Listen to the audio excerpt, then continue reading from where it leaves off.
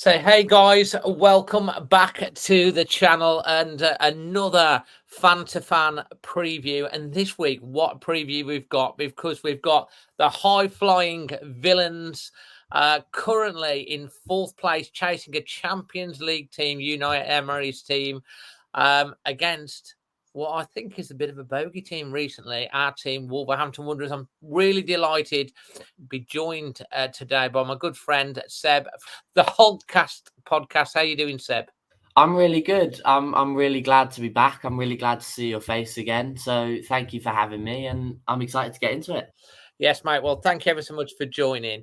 First of all, Villa, what a fantastic season as a villain you must be feeling from how the team's coming since Unai Emery came into Villa. The transformation has been amazing, really. And did you even think that you could be chasing down a Champions League team, a Champions League place at the start of the season?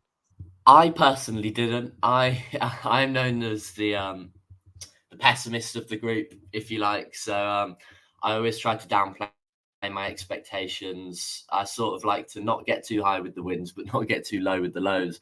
So at the start of the season, factoring in European football and just all the different things that we had, we didn't have great squad depth at the time. We didn't really sign a striker in case Watkins got injured. So I went into the season going, with European football, I would be very happy with a top 8 finish. I think I said if we can get Europe again, that would be, almost where we should be aiming, and that would be my baseline for a successful season. But 8th place as well, it wouldn't be the end of the world considering fatigue and all the extra games that we have to factor in. But sitting here now with not so many games to go, just a few months left in the season, into a European Cup quarter-final, I never expected it, but I'm certainly enjoying it. Oh well, I can imagine you have been. You are enjoying it, and do you think you're going to get that Champions League place? I mean, I think you're 3 points in front of Tottenham. We did a favour for you the other. In fact, we beat Tottenham twice this year, so we've took 6 points off Tottenham. We did a favour for you the other week. You're 3 points clear. They've got a game in hand. It might even go to 5th place. You might still get a Champions League. Are you confident Villa's going to get Champions League next year? I've never ever spent so much time watching European football and looking at all the different coefficient points that mean that it might go down to 5th or it might stay at 4th. I've been getting my calculator out every Tuesday, Champions League night, and it looks like it might go down to 5th, which will certainly help our cause. Although Manchester United is still in the running, and I am just about old enough to know that Manchester United always seem to do one over Villa, especially in the last minute. I think there's been about 6 occasions in my lifetime where we've been 2-0 up against them and they've ended up winning 3-2. So it wouldn't surprise me if they came back. It's going to be a massive dogfight till the end of the season. I think if it does go down to 5th place, that will certainly help us massively, especially with that game in hand from Tottenham. But at the same time, games in hand don't mean anything. They went to Fulham and they lost quite convincingly there. So, teams are dropping points around us. We ourselves are also dropping points at this moment in time. You've we lost went your last one and drawn one. Yes, yeah, exactly. So, we certainly struggled. The Easter break came at a perfect time for us with the internationals. I'm watching the England game with Watkins and Konsa and praying that both of them just come off the pitch unscathed. Douglas Luiz also entering the pitch at Wembley. So, yeah, the international break came at a really good time for us, and I'm excited to see what we can do in this final stretch. Fantastic. We're going to come on to more of that in a minute, but let's go look on to Wolves, because at the start of the season we had the pre-match, the pre-season thoughts, and I think yourself, like many others, had Wolves for going down this year. We were in turmoil. The manager had walked out. We couldn't spend any money. Then we appointed Gary O'Neill 3 days before the season. Wolves currently sitting 9th in the Premier League table. Is it fair to say Wolves and Gary O'Neill are surprised? And what's your take on Wolves' season so far? Yeah, I think I've got to owe everyone listening, and especially Gary O'Neill, a big apology. I certainly didn't expect it at the start of the season. Perhaps naively, I looked at the mess you're in, because it was very similar to when Villa and I've forgotten his name, Martin O'Neill walked out just a few days before the season, and that sent Villa into turmoil ourselves. So, looking at the comparisons, I think it was quite easy for me to suggest that you'd struggle. But no, he's come in, and it seemed almost effortless from the outside. I mean, the seamless transition that he's made, and the fact that he's got all the fans on side, just looking at Wolves media at times this season, it looks like a really good place to be and a really good environment to be involved in. And I think Gary O'Neill has a lot to be said for that. I think he's had a lot of impact. He's certainly done a lot better than I expected, but I feel as though his time at Bournemouth was cut short, so not many people really knew what the real Gary O'Neill was about. But he's certainly shown that this season, and Wolves have been a threat to most teams that they've played this season. Yeah, we have, and to be fair, mate, there's a lot of Wolves fans, that had us down for going down, and a lot of Wolves fans, the majority of Wolves fans had a big doubt about Gary O'Neill when he was appointed, and of course it was turmoil in the summer. So the job is done, really. I personally think if you're looking for a manager of the year this year, the three managers that should be in contention for winning it ain't Pep, it ain't Klopp. If Rob Edwards keeps Luton up, he's one. Unai Emery is another one for the job he's done at Villa, and I think Gary O'Neill as well. I mean, it's not just about winning Premier League titles when you've got millions and millions of pounds to spend. Unai Emery's come in and turned Villa's fortunes. I know he's been backed a little bit. Rob Edwards has had next to nothing with Luton, really, and what he's done. And then, of course, Gary O'Neill, the job he's done with Wolves really has been, like you're saying, bringing the team together, getting them playing, getting the best out of that team, and also bringing the fans back on side has been a fantastic job. And I think both Wolves and Villa, from the fan bases, are in a, compared to, recent times, are in a much more positive place, would you say? Yes, certainly. It's quite difficult because you always go through stages in the season where you have a little blip. Villa had one at the beginning of January, and we've also just had one recently. Unai Emery makes a big thing about not making excuses, so I am going to adopt the same sort of philosophy in the fact that I don't want to sit here and blame injuries for that. So Wolves themselves have been absolutely struck by injuries, especially in the forward line. Tell me about it. It cost us the weekend. Yes, it cost yeah, us exactly. I'm still not quite over that. No, yes, I've seen, certainly, but yeah, the fact that we dropped a few points perhaps where we shouldn't, but we've also gained a few points where we didn't expect to. So, all in all, I don't think anyone's ever going to be perfectly happy. Fan bases are that big nowadays that someone's always going to pick something up, especially off the field with Villa at the moment. There seems to be a lot of controversy surrounding that, but on the pitch, for me personally, I couldn't be happier, and we've got this final stretch now to really solidify what would be a historic season for us. Fantastic. Just touching on what you mentioned there, the off the field. What for Wolves fans listening? What do you mean by the off the field issues that you've got? What do you mean by that? So we're having a bit of controversy at the moment. Obviously, Chris Heck, our new CEO, is coming in, and there are a lot of things that match-going fans don't necessarily agree with. One of them is the Lower Grounds, which is a new pub that's opened up inside Villa Park. It used to be a free pub for season ticket holders, but now you are charged, I think it's about £60 a ticket for entrance into the pub. That will also get you a match ticket. Additionally, with this, we've got the terrace view, which is a similar sort of philosophy. Just a lot of ways that match-going fans feel that they are being priced out in terms of allowing corporate in, and it's certainly it gets a lot of boos. You'll probably, if you go to the match, you'll hear it mentioned at halftime, and most of the stadium will be booing it. So there are a lot of decisions that we personally don't agree with, but at the same time, there are a lot of things going on off the pitch that that are very good, with our new Adidas deal announced for next season, and we've also doubled our front of the shirt betting sponsor for next season. Now, I don't agree with a betting sponsor, but to be able to double our income, I think we signed a £40 million deal over 2 years until the betting ban obviously comes in 2026. So, you've got to weigh up, as much as I want to talk about the negatives, you've got to look at the positives that Villa are doing off the pitch as well. Yeah, no, absolutely. And they've come in, the owners, you've got you where you are and stuff like that. It's interesting that you should talk about the cost of things. What is a standard season ticket cost at Villa Park? You go, I think you're a student. Do you get a student discount, or does it not work like that?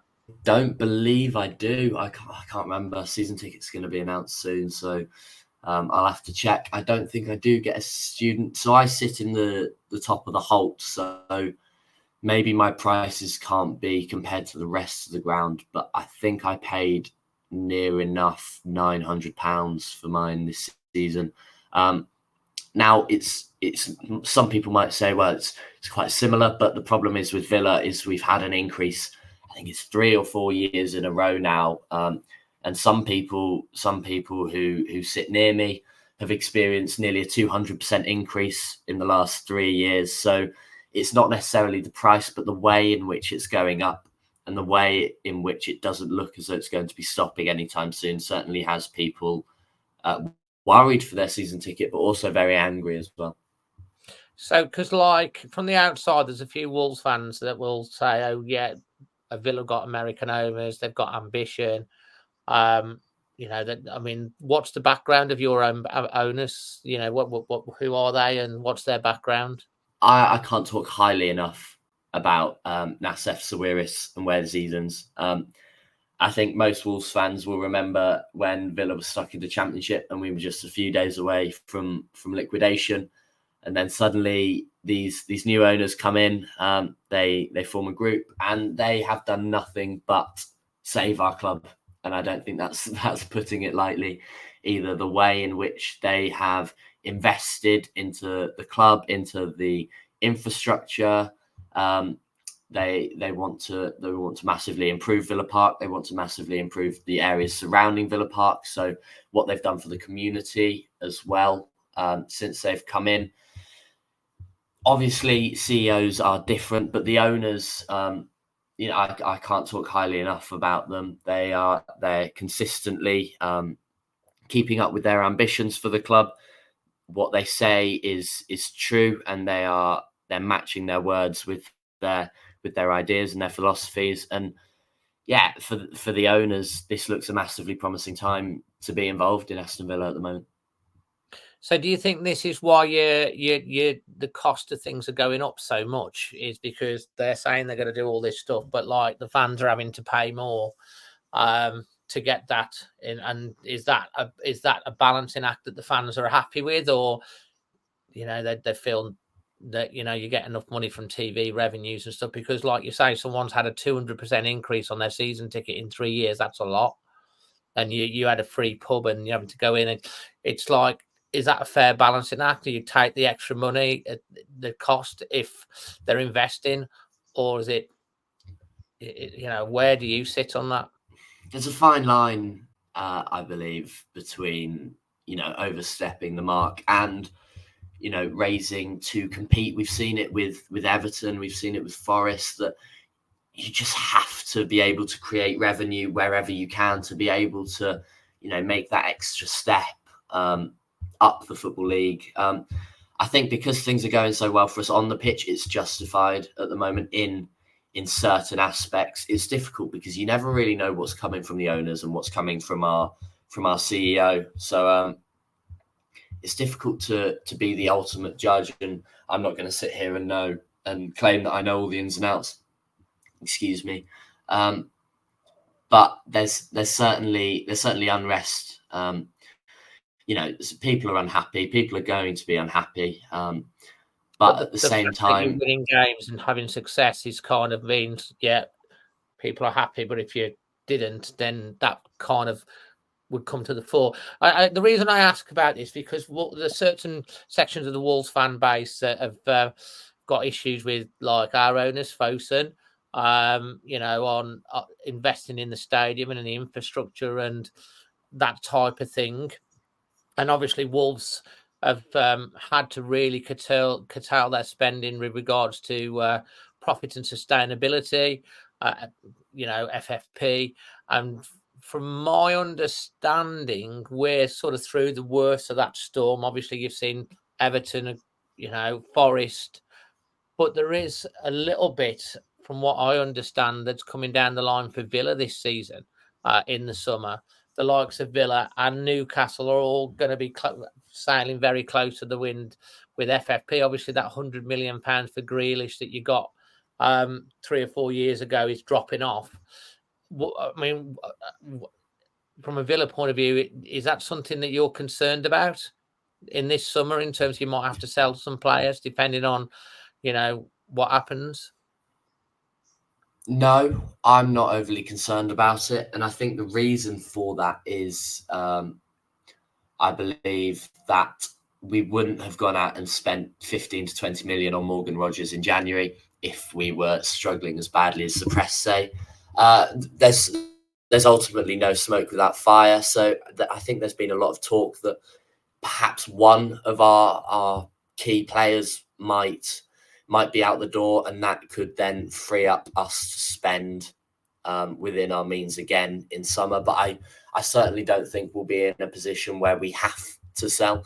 Our CEO, Chris Heck, came out and said that if any of the big boys in the Premier League want to sign our players, then we're not going to hand them over, and we're not going to be selling them to them. So I don't think we're under pressure, and I don't think clubs will be looking at us thinking Villa are in a fragile position. Obviously, the press run a lot of stories, some of which I doubt are completely true. It will be interesting to see. I wouldn't be surprised if one of our better players walks out the door. Obviously, going back to your first point you made, it depends on whether we qualify for Champions League or whether we just fall out and hit Europa League instead. Obviously, depends on how we get on with our European campaign this season. So there's still a long way to go, and I think things could definitely still change. But going back to your original point, am I worried or am I concerned? No, I'm not. Well, thank you for your honesty. I think that would be one definitely for all of us to watch. We know what we went through last year, and it was tough. But the fact, if you do get Champions League football, there's extra revenue coming in from that. Your sponsorship deal, you double in, so there's money. Also, your position in the table, you get money for that as well. Obviously, the higher up you finish, be an interesting one to sort of keep an eye on for Villa this year. Obviously, I think the manager of Newcastle's already came out and said that they're probably going to have to, and look at the money that Newcastle got, because it's not about how much money you've got in the bank as an owner. It's all, you have to sort of like work within this FFP sort of situation. So it'd be interesting to see how that goes. What can Wolves expect, and how are Villa going to line up in terms of formation, and what's been the strengths for Villa this year, and what would you say your weakness is? It's difficult because with our injuries, I'm not sure who's going to be back fit and who's not. But if I had to take a wild guess, I think we'll line up in the 4-4-2 formation. Yeah. In terms of weaknesses, I always get really worried with the opposition's wingers because we play so high up, and because our fullbacks come so narrow and are able to push up. If you can get in behind down the flanks and then put a cross into the box, then that will certainly be an aspect for you. Another one is defending set pieces. At the moment seems to be alien for Villa. Our set piece coach. You haven't got the best set piece record in terms you've conceded. I think the third most goals from set pieces or something like that. You've conceded. Yeah, I'm not surprised. I'm surprised that it's not higher, to be honest. In terms of attacking set pieces, our set piece coach seems to do really well. But when it comes to defending the box from a corner or from a free kick, we look alien. So that could be a potential cause for concern for us against you. Absolutely. And what are you worried about with Wolves in terms of like facing us and any players that stick out? Have you got any concerns, or are you feeling pretty confident ahead of this one? I'm not sure whether confidence is the right word. I think you mentioned yourself that you are a bit of a bogey team for us. I don't go into I any don't think Villa you beat game us in the last. confident. I think the last six. I think. Don't you think you've beaten us? Yeah, I The think last six. that sounds about right. Yeah, Jose Sarr seems to always play really well against us. He's one that sticks out from the return leg at the Molineux. He had a really good game that day. I must admit I haven't watched too much of Wolves recently, so you'll have to update me with your injury list. But you know, Wolves have players that can hurt any team, none other than us. So you know, to sit here and say that I'd be really confident or that I'm not worried about your threats, I think again would be naive from me. So I think I've learnt my lesson from earlier on in the season, and yeah, there's certainly potential to do damage. I think if you can exploit Villa's weaknesses, which have shown in recent weeks, then it could be a end-to-end game. Yeah, I mean, I think from Villa's point of view, like obviously it's been a good old little battle over recent seasons with both the Baggies and Birmingham, kind of like in the Championship, and Wolves and Villa games have taken a little bit more significance. And Wolves have done really well. I mean, even when you were beating us 2-0 on 82 minutes 2 or 3 years ago, we somehow managed to win that game, and we were absolutely awful. And we got out of Villa Park, I think, last time with a draw. I think was it Bailey that missed a real opportunity towards the end, I think. I don't know how we keep getting away with these results against Villa, to be honest. Even when you're like totally on top form, we seem to get results. However, you are going to be facing a team, Wolves, which have got a lot of our firepower that are out. Pedro Neto, massive threat, out. Wang Hee-chan, massive threat, out. Bellegarde's out, I think. Kuna might be back in, potentially, which would be good for Wolves. Pablo Sarabias. But like our real main threat, Pedro Neto and Wang Hee-chan, are definitely going to be out, and Kuna might be back in, but he's been out for a while, so he's coming back. Might be back in for his first game. We'll have to wait and see on what happens with the press conference later in the week. So it's going to be really interesting. Dawson, our main central defender, has also been out injured with the groin, so it'll be interesting to see whether he's come back. And we suffered against Coventry in the quarter final because they could play an extra 10 to 15 yards further up the pitch because we had no pace to hurt them behind, and we somehow nearly managed to win that game, and then we were all over the place and managed to lose it. So I don't know. It's going to be a tough ask to go to Villa Park when you're having such a great season with a lot of our main players out. If I was to ask you for a score prediction right now, what's your heart telling you, or your head, whichever? I hate score predictions so much. I prefer it when I'm the one hosting the podcast and I get to ask. But I believe that Villa will win. I think that the break will have done us a lot of good. And like you said, the players that you are missing are of a massive influence to you. I think it'll be a very, very close game. I think it could be a tight game. It wouldn't surprise me whether the game is settled by either a moment of magic or a mistake, perhaps maybe even late on. Hopefully not to the degree of the 3-2 a few years ago, because that still is very painful for me. So I will go with a very tightly contested 2-1. 2-1. That'd be interesting. 2-1. To be honest, Villa have got a great home record this season as well, haven't you? You're going good. You've had the break, but it's still Wolves, and we have a good record. So it's interesting that you say 2-1. I'll have to wait for my score prediction a little bit later. Oh, you're killing me, Dave. Yeah, no, you have to wait for my preview. I have to keep people waiting for my official preview on Thursday, so you'll have to watch that because I need to think about it a little bit more. You see, but in terms of results, obviously, I'm hoping that we can win because we always hope we could win. But a draw wouldn't be a bad result for Wolves in the circumstances, and to keep that run going. So in terms of like where you're going to end up this season and where you think Wolves will end up finishing this season, what do you think the outcome will be of the season for you? Where do you think you'll finish? And do you think you'll win the Europa League? And where do you think Wolves will finish now after you predicted us to be relegated? You really enjoy making me put my neck on the line, don't you, Dave? Everyone if you had predicted to us to ask get it. me, Yeah. I believe that Villa will finish in the Champions League.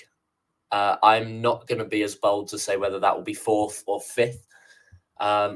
Hopefully, for the sake of my heart rate for the last few weekends of the season, it will be 4th. But I'm unsure. In terms of the Conference League, we've got the hardest path. So if we are to get through it, then I think we'd definitely deserve it. Playing Ajax and then Lille, and then having a semi-final of either Olympiacos or Fenerbahce awaiting us on our route to the final in Athens. It's no easy feat. I would like to think, for the sake of a fairy tale ending, that we will get over the line, but it would be typical Villa fashion to not do so, and find a way to mess it up. They are great teams, and obviously our injuries are mounting up at the moment, and especially our performances. You saw the last few weeks that Thursday, Sunday schedule is becoming slightly tricky for us. Yeah. Yes. So and then moving over to Wolves, I believe that you will probably finish in that 8th position, I imagine. I don't believe you will get 7th. I believe you might just be pipped, because I think there's Fulham and Chelsea behind you now, if I'm not mistaken. Chelsea, Brighton, and Newcastle. Have I got that one right?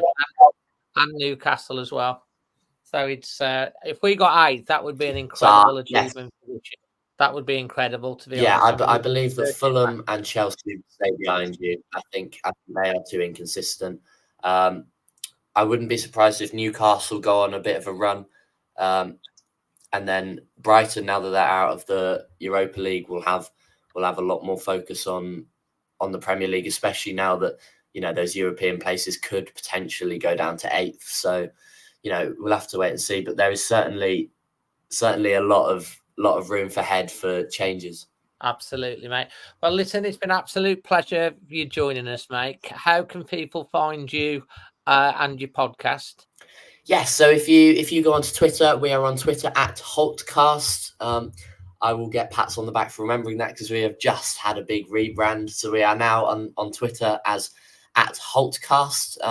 If you want to find me personally on Twitter, it is at SebastianBacon8. And on Spotify, iTunes, and all that, it is also on the Holtecast, HOLTECAST. Fantastic, mate. Listen, thanks for taking time out your day to come and talk to us about this. Villa have had a fantastic season. I can't wish you all the best, obviously, for the weekend. I hope we get something out of it. My bump into you there. I definitely will be there as well, mate. But you are having a fantastic season, and I do appreciate your time today. All the best, pal.